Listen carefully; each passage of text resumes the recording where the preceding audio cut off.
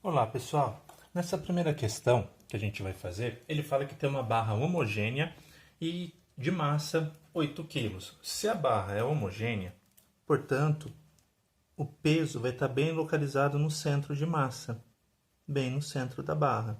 Então ela vai ter uma força-peso aqui, que é com relacionado ao peso da barra. E ela está apoiada sobre duas extremidades. A extremidade, um triângulo que está fazendo aqui X e outro Y. Então, já que está apoiado, vai surgir uma força normal.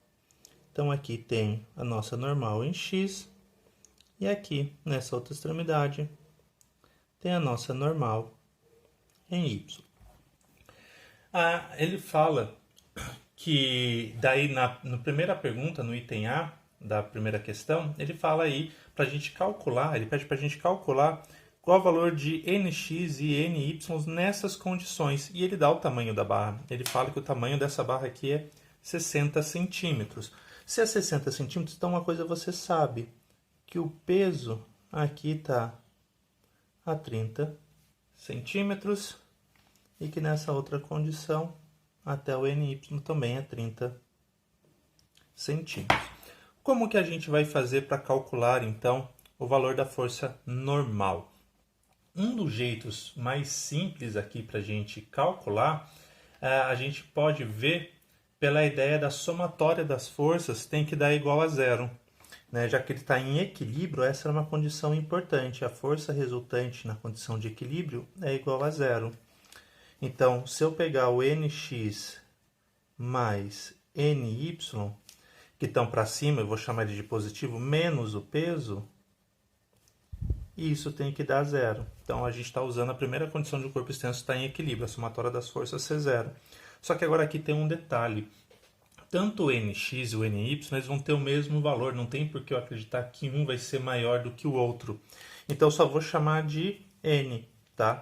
Então, aqui vai ter 2n é igual ao peso. Aqui nessa linha só vou deixar a observação que nx é igual a ny. Isso daqui vai ser uma observação importante que permite eu chamar então de 2n. Beleza. Peso a gente sabe que é massa vezes gravidade.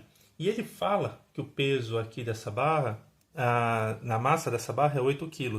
Portanto, você vai ficar com n, massa 8, vezes a gravidade, que é 10. Você descobre que o valor do n, então, nessa condição, vai ser 80 dividido por 2. Cada normal tem um valor de 40 newton. Então, a gente acha o valor das normais nessa situação. E aí a gente fecha essa questão, esse item, então. Só vou dar uma pausa aqui para voltar para fazer o desenho da situação bem. Então, só um instante.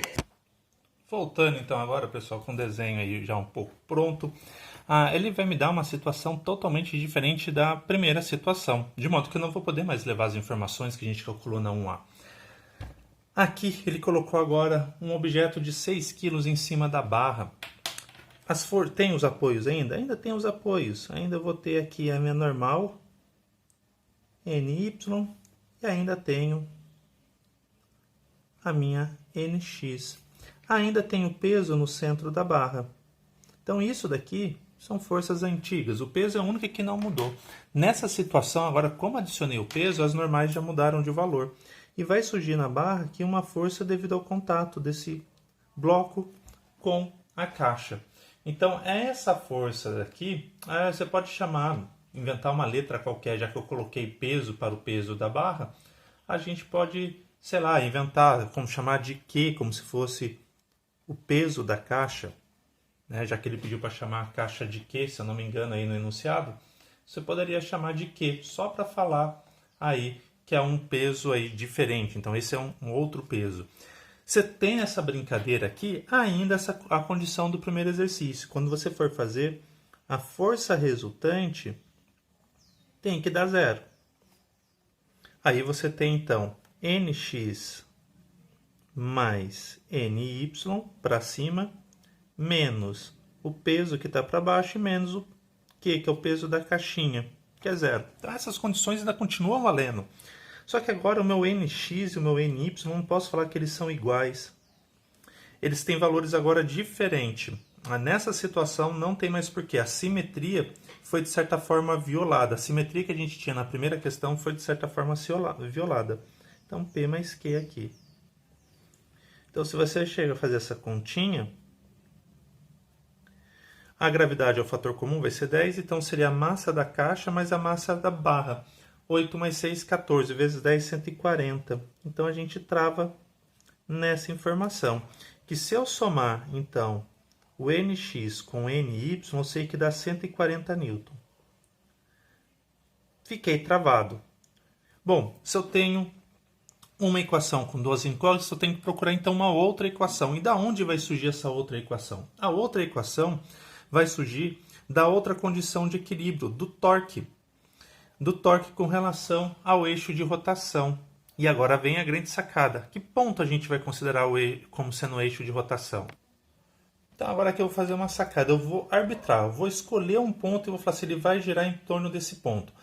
Aí você vai escolher ou sobre o apoio Y ou sobre o apoio X. Nesse exercício, eu vou escolher arbitrariamente aqui. Eu vou falar que ele vai rodar em torno desse ponto.